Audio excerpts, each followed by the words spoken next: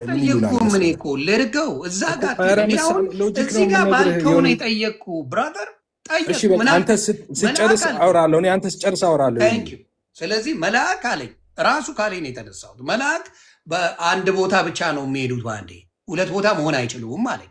እሺ እንደዛ የሚል ጥቅስ አምጣልኝ ነው ያልኩት። ሶላ ማስክ ጨርሻለሁ እኮ ልናገር። አሁን ልናገር። እሺ አሁን ልናገር። እግዚአብሔር ይመስገን እድል ተሰጥቶኛል።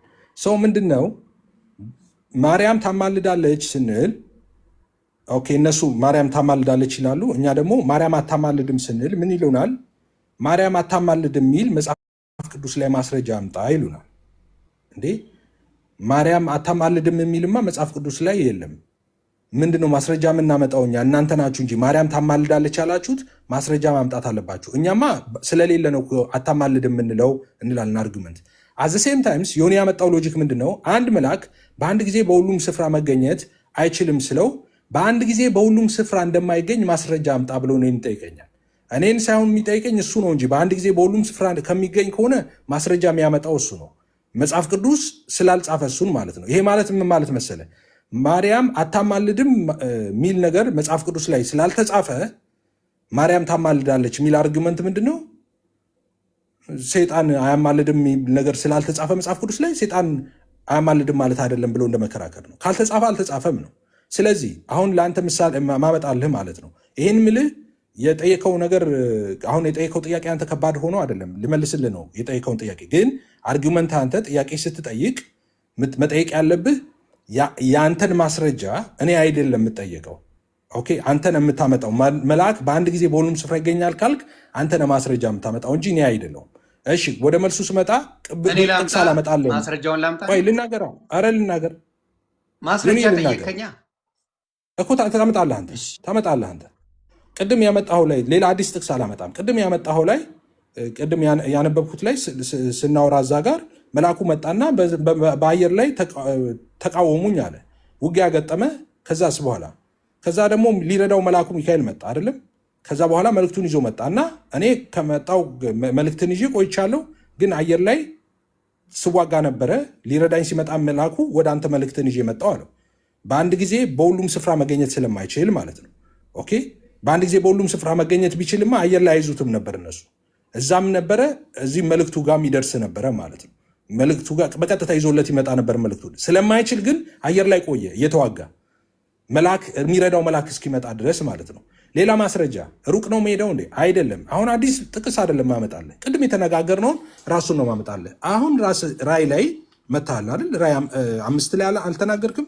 አይ አንዱ ያ መልአክ በአንድ ጊዜ በሁሉም ስራ ተገኝቶ አይደለም ያወቀው አላልኩም? ራሱን ጥቅስ ነው ማነበው። ኢሚዲየት ቀጣይ ቨርሱን ነው ማነበው። ሌላ ጥቅስ አላመጣም። በአንድ ጊዜ በሁሉም ስፍራ መገኘት ስለሚለው ኮንሴፕት ማለት ነው። ቅድም ምን ያነሳ ነው? ምን ይላል መሰለ? ከሽማግሌዎቹ አንዱ አታልቅስ፣ እነሆ ከይሁዳ ነገድ የሆነው አንበሳ እሱም የዳዊት ስር መጽሐፉን ይዘረጋ ዘንድ ሰባቱን ማተብ ይፈታ ዘንድ ድል ነስቷል አለኝ ይልና በዙፋኑና በአራቱ እንስሶች መካከል በሽማግሌዎቹ መካከል እንደታረደ በግ ቆሞ አየሁ ይላል ኢየሱስን። ከዛስ 7 ቀንዶችና 7 ዓይኖች ነበሩት። እርሱም ወደ ምድር ሁሉ የተላኩ የእግዚአብሔር መናፍስት ናቸው ይላል። ወደ ምድር ሁሉ የተላኩ የእግዚአብሔር መናፍስቶች አሉ። አየህ፣ መናፍስቶች ማለት አንድ አይደለም፣ ወደ ምድር የተላኩ ናቸው ይላል። ከዛ በኋላ መጥቶም በዙፋኑ ላይ ከተቀመጠ ከዚያ እያለ ሀሳቡን ይቀጥላል ማለት ነው። መላእክቶች አንድ አይደለም፣ መልአክ ያለው 1000 አይደለም።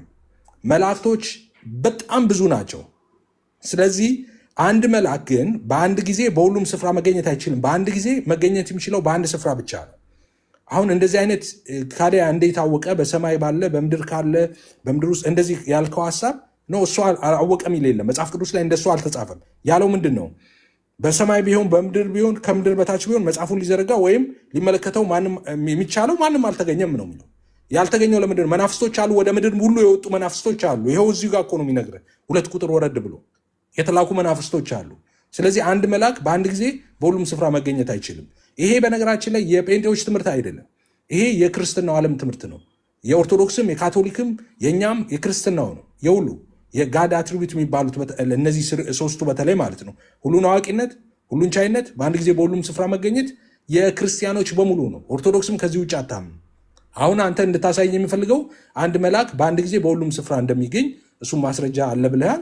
እሱን ማስረጃ እንደኔ ባትገባ እዛ ውስጥ ደስ ይለኛል። በኋላ ኦርቶዶክሶች ስለሚተቹ ማለት ነው እናምንም ስለሚሉ ከገባህ ግን አምጣው።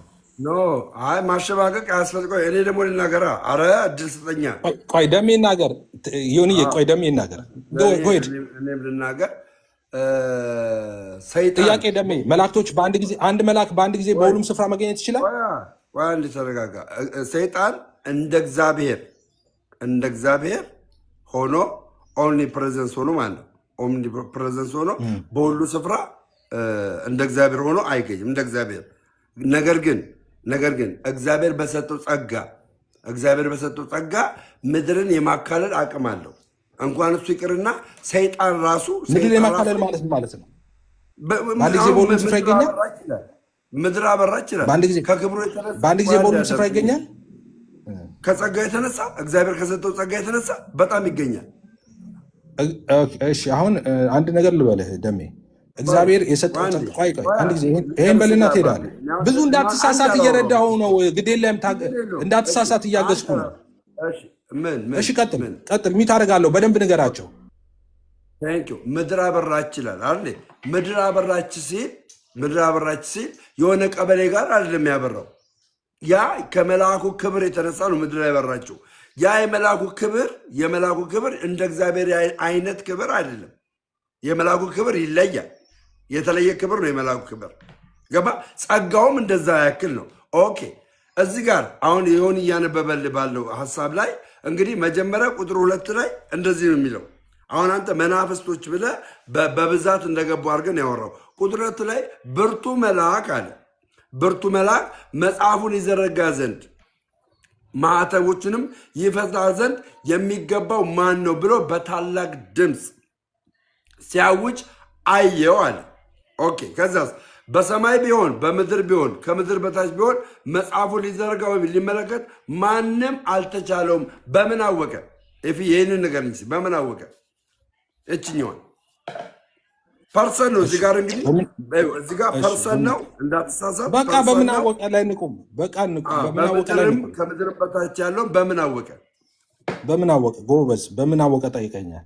በጣም የሚገርመው የሚጠይቀውን ጥያቄ ራሱ አታውቅም አንተ። አወቀ የሚለው ከየት አመጣኸው አንተ? መጀመሪያ አወቀ የሚለው ከየት አመጣኸው? በምን አወቀ ትለኛ? በምን አወቀ አልከኝ አይደለ? አወቀ የሚለውን ከየት አመጣኸው? መልአኩ አወቀ የሚለውን ከየት አመጣኸው? አባቢ ኤፍዬ ተራ በተራ እንሄዳለን። ቁጥር 3 ላይ በሰማይም ቢሆን በምድርም ላይ ቢሆን ከምድር በታች ቢሆን መጽሐፉን ሊዘርጋ ሊመለከተው ማንም አልተቻለውም።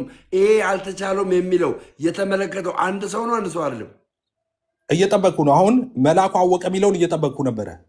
ታጠፍክ። በምን አወቀ? ዮኒዬም ስቋል፣ አንተም ስቃል። መልአኩ አወቀ የሚለውን እየጠበቅኩ ነው ከእናንተ። መልአኩ በምን አወቀ? በምድርም ቢሆን ከምድርም በታች በምን አወቀ አትበል። መጀመሪያ መልአኩ መቼ አወቀ? አወቀ የሚለውን ከየት አመጣ? አወቀ የሚለውን ከየት አመጣ? በደንብ አድርጋ ስማኝ። እዚህ አሁንም ደግሜ ላንብብልህ። ከቁጥር 2 ነው የምጀምረው። ይፍዬ ብርቱ መልአክ መጽሐፉ ይዘረጋ ዘንድ ማተቦችን የሚፈታ ዘንድ የሚገባው ማን ነው ብሎ በታላቅ ድምፅ ጮኸ። ይህን እየጮኸ ያለው ማን ነው? መጀመሪያ አረጋግጥልኝ። መልአኩ ነው አለ። መልአኩ ነው። ብርቱ መልአክ ነው የጮኸው። ጥያቄ ተፈጥሮበት ጮኸ። ይህንን ጥያቄ ሲፈጠርበት ከዛ ቁጥር 3 ላይ ምን አለ? ቁጥር 3 ላይ በሰማይም ቢሆን በምድር ላይም ቢሆን ከምድር በታች ቢሆን መጽሐፉ ሊዘረጋ ሊመለከት ማንም አልተቻለውም። ማንም ስላልተቻለው ይሄ መልአክ ምን ሆነ? ጮኸ። ቁጥር 2 ላይ ማንም ስላልተቻለው ምን የዋርፈኒ ስለዚህ ትፈታልኛለህ። የጮኸበት ምክንያት እንደዚህ ያለ ትላለህ። ለምን ጮኸ? መልአኩ ለምን ጮኸ? እፍዬ መልአኩ ለምን ጮኸ? መልአኩ ለምን ጮኸ? ስቃል አለ ብርቱ መልአክ እኮ መልአኩ ለምን እንደጮኸ መልስልኝ። መጀመሪያ ለምን ጮኸ መልአኩ? እሺ አንድ ጊዜ መፈለጉ የሚመጣው አታሽቀዳድማቸው ቁጥሮቹን። 3ን 2 ላይ ወስደን 2ን 3 ላይ አውርደን አታገለባም። መልአኩ መጀመሪያ የጮኸው ከመፈለጉ በፊት ነው። በሰማይና በምድር ከመፈለጉ በፊት ነው የጮኸው። አታገለባም። ከመፈለጉ በፊት ነው የጮኸው። ሄሎ ሰማኸኝ? ስላጣ ነው ስላጣ በምን አወቀ? ከመፈለጉ በፊት ነው የጮኸው። ማግኘቱን በምን አውቆ? ገና አልተፈለገም። ሲጮህ ገና አልተፈለገም። ሲጮህ ገና አልተፈለገም። ፕሊዝ የኔ አባት ማጣት ማግኘቱን በምን አውቆ ጮኸ? አልተፈለገም። ሲጮህ አልተፈለገም። አልተፈለገም። ገና ሲጮህ እንዳጣና እንዳገኘ በምን አወቀ? ገና አልተፈለገም። ሳይፈልግ እንዴት ይጮሃል? ገና አልተፈለገም። ገና አልተፈለገም። እንዴት ይጮሃል? አይደለም ሳይፈልግ ተፈለገ የሚለው ስንት ቁጥር ላይ ነው? ተፈለገ የሚለው ስንት ቁጥር ላይ ነው? ይጮሃል? ተፈለገ የሚለው ስንት ቁጥር ላይ ነው? የጮህበትን ኬዝ ንገረኝ። እሺ በምን ምክንያት ሊጮህ ይችላል? ተፈለገ የሚለው ስንት ቁጥር ላይ ነው? እኔ ተፈለገ የሚለው ስንት ቁጥር በእኔ ጥቅስ አንዴ እኔ ልና እንደተሸወደ ገብቶታል። ቆይ ስለዚህ አንተ ዮኒ አንተ የተፈለገው ምኑ ጋር ነው? ዮኒ ደሜ አይመልስም። አልተሸወርኩም። እሺ ደሜ መልስ። የተፈለገው እሺ የተፈለገው ምኑ ላይ ስንት ቁጥር ላይ ነው? አንተ ቦርደር ነው የምትሄደው አይደል? ቦርደር ቁጥር 2 ላይ መልአኩ በምን ጮኸ? ይሄን መልስ ማርያምን አላስቸገረም። የጮኸበትን አልጠየኩም የጠየኩህ እኔ የተፈለገው ስንት ቁጥር ላይ ነው? የተፈለገው ስንት ቁጥር ላይ ነው? ደሜ አይመልሰውም። ይዩት አይመልስም። አሁን የተፈለገው ስንት ቁጥር ላይ ነው? ቆይ እንኳን እሱን ሳይሆን እንኳን እሱን አይደለም። ቆይ አንዳችሁ ፕሊዝ፣ እኔም ልናገር መብት ስጡኝ። ምን ሆነ መሰለ ዮኒ፣ አንድ ጥያቄ ልጠይቅህ አንተን። ዮኒ አንድ ጥያቄ ልጠይቅህ አንተን። ጎሄ የተፈለገው ስንት ቁጥር ላይ ነው? 3ኛው ቁጥር ላይ በሰማይ በምድር ከምድር በታች 3ኛው ቁጥር ላይ ጎበዝ ወንደር። የጮሁ መልአኩ ስንት ቁጥር ላይ ነው? 2ኛ ቁጥር ላይ ወንደርፉል። መለስኩልህ ደሜ። አሁንስ ደግሞ አሁንም ፍጥጥ ትላለህ እንዴ ደሜ? መለስኩልህ ወይ? ሳይፈለግ ነው የጮኸው መልአኩ፣ ሳይፈለግ ነው የጮኸው። ለምን ጮኸ? መገኘት አለመገኘቱን ሳያውቅ ለምን ጮኸ? እኮ ሳይፈለግ ፈልጎ። ስለዚህ ስላልተገኘ ጮሆ ያልከው ስተት ነው ማለት ነው። እሺ ስላልተገኘ ጮሆ ለምን? የተፈለገው 3 ላይ ነው፣ የጮሆ 2 ላይ ነው። እሺ ለምጣ አሁን ላብራ። እኔ የተናገርኩት ልክ ነው? እኔ የመለስኩት ልክ ነው? ልክ ነህ አንተ ዮኒ፣ ልክ ነህ። ኦኬ። ስለዚህ እኔ የምጠይቅ ምን መሰለህ፣ እሱን ሳይሆን በቀላሉ ላሳየህ። ቆይ ላብራራ። በቀላሉ ቆይ ደሜ ፕሊዝ። ፕሌን ላይ የሄድን እንኳን ወደ ምድር ሳትወርድ አንድ ከተማ ሙሉዋን ማየት ትችላለህ? አትችልም?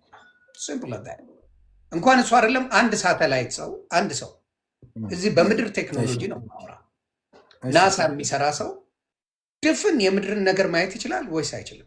እና የሚፈልገው ቦታ ላይ ሄዶ ፒክ አድርጎ ያቺን ነገር በደንብ ማጣራት ይችላል አይችልም?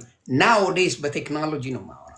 ኢቨን በቴክኖሎጂ ናሳ የሚሰራ ሰው የሆነ ቦታ ላይ ጉግል አድርጎ ገብቶ እዛች ቦታ ያለችውን ነገር ማወቅ ይችላል ወይስ አይችልም?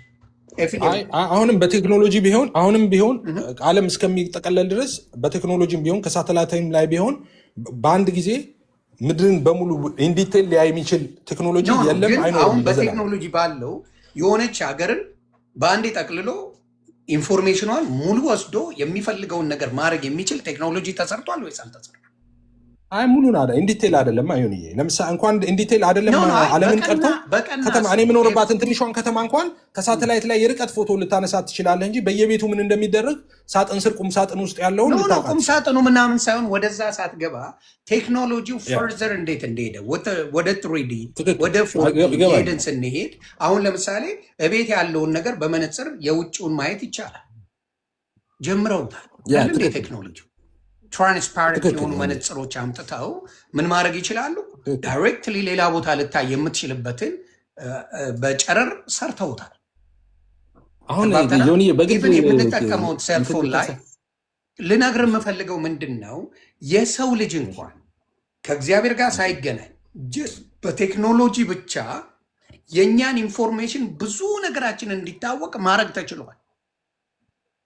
ተችሏል። የሰውን ልጅ በቴክኖሎጂ ተራው ሰው ነው ናው እግዚአብሔር ስልጣኑን የሰጣቸው ሰው ደግሞ ብለህ አስበው። ፎር ሰከንድ እንኳን እግዚአብሔር እኮ ስልጣን አይሰጥም ሳይሆን የሆንዬ የሚሰጣቸው አለ፣ ማይሰጠው እግዚአብሔር ለዘላለም ማይሰጠው አለ፣ ማይጋራው አለ።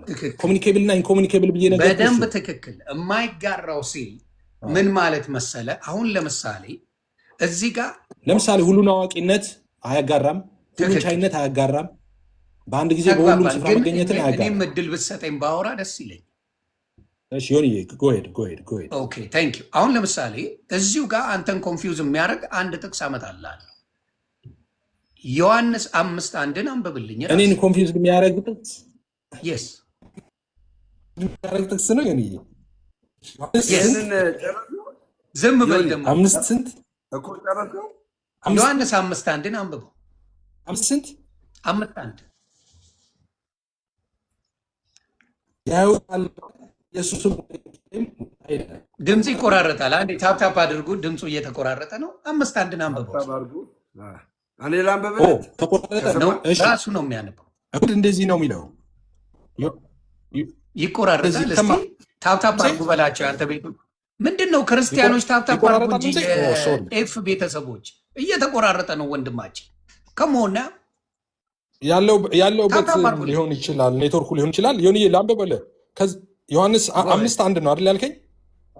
የስ እሺ። ከዚህ በኋላ የአይሁድ በዓል ነበረ፣ ኢየሱስም ወደ ኢየሩሳሌም ወጣ ይላል። ልቀጥል?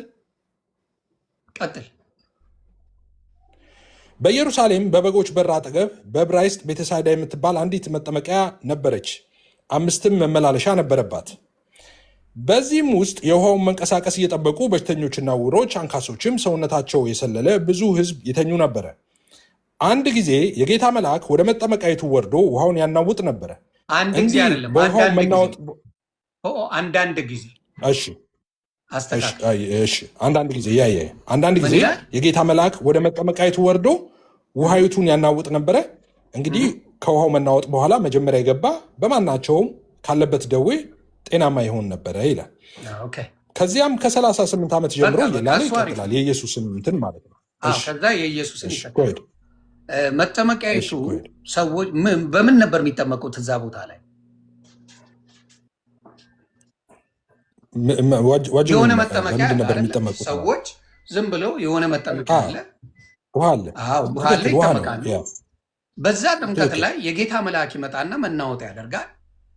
ከዛ መናወጥ ውስጥ በመጀመሪያ የገባ ሰው ከዛ ይድናል አይደል? ከማንኛውም ከገባበት በሽታ ይድናል። እውነት ነው። ትክክል። ስለዚህ መልአኩ ምን የማድረግ አቅም አለው እያልከኝ ነው? እዚህ ጋር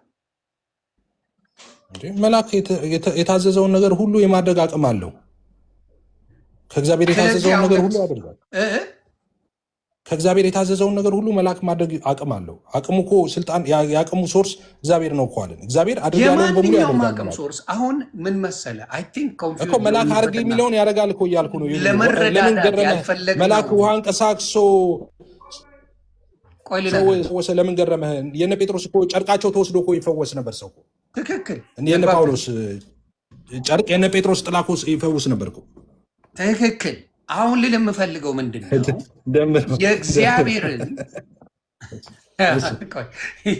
የእግዚአብሔርን ስልጣን መሻማት ምንድን ነው? የእግዚአብሔርን ስልጣን መሻማት አይደለም። አንተ የሚመስላችሁ የሆነ ሰው ጨርቁ የጴጥሮስ ጨርቅ አድኗል ብለህ ስትል የጴጥሮስ ጨርቅ አዳናል እያልን አይደለም። የእግዚአብሔር ኃይል በጴጥሮስ ጨርቅ ላይ አድሮ አድኗል። እዚህ ጋር ግን የሚሰራ ስራ አለ እያልኩ ነው። እሱ ጋር ነው ችግር ያለው። ምን ሆነ መሰል አሁን እነሱ ወንደርፉል ቆንጆ ሀሳብ ነው ያመጣው። ለምሳሌ የመልአኩን የውሃ መናወጥ አንስተሃል። የጳውሎስን ጨርቅ፣ የጴጥሮስ ጥላ እንደዚህ ይፈወሱ ነበር በሽተኞች። ይሄ አሁን ኤክሴፕሽናል ኬዞች በመጽሐፍ ቅዱስ እንደዛ ሆኗል። በአዲስ ኪዳን ኢየሱስ ግን ምን አለመሰለ የፈውስንም የአጋንንት ማውጣትንም ሁሉንም መመሪያ ሰጥቷል። መሰለ በስሜ እሱ ጋር እንድትመጣልኝ ነው። አጋንንትን ልጨርሰው ኢየሱስ መጣና አሁን ትእዛዝ ሰጥቷል ለአዲስ ኪዳን አማኞች። በርካታ የወንጌላት ክፍሎች ላይ አለ ይሄኛው። አሁን ምነግርህ ምንድነው ኢየሱስ ስልጣን ሰጥተዋል። ምን ስልጣን ሰጥተዋል ለአማኞች መሰለ? አጋንንትን ማውጣት ስልጣን ሰጥተዋል። በጠላት ኃይሉ ላይ ስልጣን ሰጥቻቸዋለሁ ብለዋል። ስለ ደዌዎች ላይ እጃቸውን ሲጭኑ እንደሚድኑ እንደሚፈወሱ ይናገራል። ይሄ ሁሉም የሆነው ግን በኢየሱስ ስም ነው ብሎ ኢየሱስ ተናግሯል። አጋንንት ለምሳሌ በኢየሱስ ስም ታውጣላችሁ አለ። ደቀ መዛሙርቱ ሄዱና ተመልሰው መጡ አጋንንት አውጥተውና ኢየሱስን አጋንንት እንኳን በስም ተገዙልን አሉት። በስሙ አወጡ። ስለዚህ አሁን በዚህ ዘመን ማለት ነው አሁን በዚህ ዘመን መተህ አይ ጨርቅና ፎጣይና ሻርፔን ብትል አይሰራም። የኢየሱስ ስም ነው አጋንንት የሚያወጣው በሽተኞች የሚፈውሰው። ለምን? ኢየሱስ መመሪያ ሰጥተዋል። አሁን ቀኑን ሙሉ ጭቃ ብትለቀለቅ እነ ደምረው ቤት ጭቃ የሚሸጡ አሉ። እኛ ቤት ደግሞ ዘይት ያረጀ ዘይት የሚሸጡ ሰዎች አሉ። እንደዚህ ብሎ ነገር የለም። ሰማኝ፣ አዳምጠኝ። ምክንያቱም የእግዚአብሔር መንፈስ በዛ ጨርቅ ላይ ከተዛዙ በኋላ ኢየሱስ ካዘዘ በኋላ ነው ያ ጨርቅ የፈወሰው። ለምን ፈወሰ? የጳውሎስ ጨርቅ የፈወሰው ኢየሱስ ከሄደ በኋላ ነው። ከኢየሱስ ትእዛዝ ውጭ እንዴት ነው የምናወራው? ኤክሴፕሽናል ነው ብዬ ነገር አሁን ምን አልክ መሰለህ? ጳውሎስ ኢየሱስ ከሄደ በኋላ ነው ያንን ያደረግ። ቆይ አንዴ ደምረው። ጳውሎስ ኢየሱስ ኧረ ደምረው በጌታ ከሄደ በኋላ ነው። ኤክሴፕሽናል ነው እኮ አልኩህ። ከሄደ በኋላ ነው። ታዲያ ከሄደ በኋላ ከፈወሰ አይቻልም ማለቱ አይከብድም እኮ እሱን እኮ ነበር የነገርኩህ። አሁንም ድጋሚ ለሶስተኛ ጊዜ ልድገመው። ምንድን ነው በአዲስ ኪዳን ውስጥ መመሪያ ተሰጥቶናል የምናደርግባቸውን። ኦኬ፣ ለምሳሌ አጋንንት በምን ስም ይወጣል? ኢየሱስ ነግሮናል። አሁን ፎጣ ይዘህ እየዞርክ አጋንንት አወጣለሁ አትልም። ኢየሱስ በስሜ ነው አጋንንት የሚወጣው ብለዋል። ስለዚህ ቆይ አንዴ ዋዩ ከሚወ እኮ ልጨርሳ ነው የምናገረው ነገር ልጨርስ። ይህንንም ማስገባ ጨርቁም አጋንንት እንዳስወጣ ድዊ እንደፈወሰም ተናገር። የተናገርኩት አሁን ተናገር ትላለህ እንዴ? አንተ ነህ እንደ ያመጣው? እኔ እኮ የጳውሎስ እሱ የመላክ ሲጣልኝ እነ ጳውሎስ እኮ ጨርቃቸውም ይፈውሳል ብዬ እኮ ያመጣሁት እኔ ነኝ።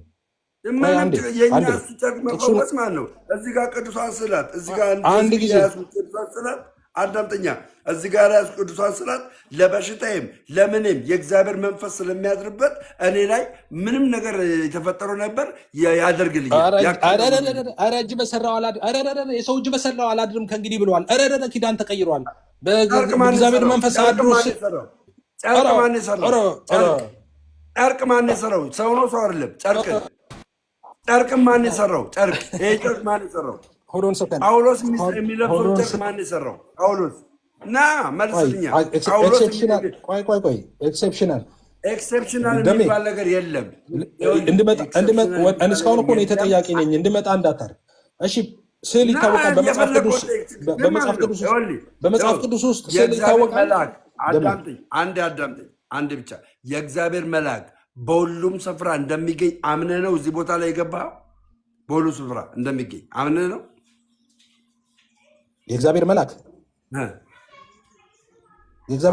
በአንድ ጊዜ በሁሉም ስፍራ ለዘላለም አይገኝም። እኛ ስለ ዘላለም አላወራንም። ስለ ዘላለም ካወራን የሰማኝ አይደለም እንዴ? ለዘላለም አይገኝም ነው ያልኩህ። ስለ ዘላለም አላወራም። ለዘላለም አይገኝም ነው ያልኩህ። ስማኛ መጀመሪያ የምናገረው የእግዚአብሔር መልአክ በሁሉ ስፍራ ላይ እንደሚገኝ ይኸው ዮሐንስ ራዕይ 5 ላይ የተናገረውን በምን ኮንክሉዥን ነው የምትፈተው አንተ? በምን ትፈተዋለህ? 2 እና 3 የቱ ጋር ነው በሁሉም ስፍራ ተገኘ የሚለው? እሱ ጋር ይኸው እዚህ ጋር ማለት ነው። ብርቱ መልአክ መጽሐፉን ይዘረጋ ዘንድ ማዕተቦቹን የሚፈታ ዘንድ የሚገባው ማን ነው ብሎ በታላቅ ድምፅ